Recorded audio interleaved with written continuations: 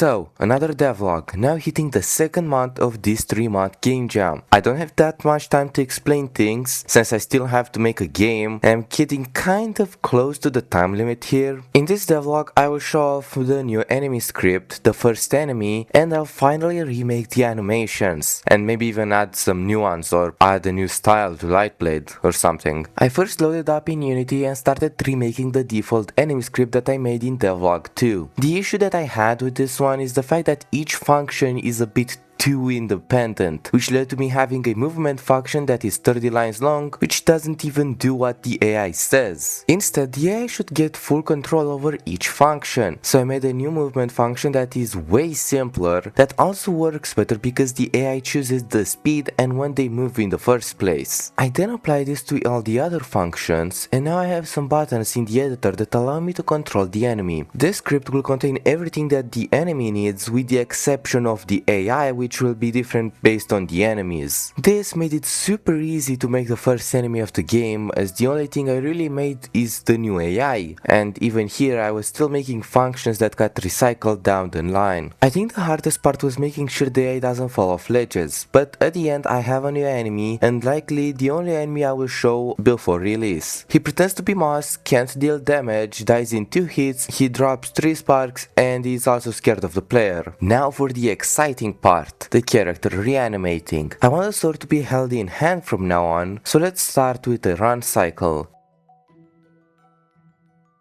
And here it is. That only took me like an hour or so. I'm sure the rest will be just as easy.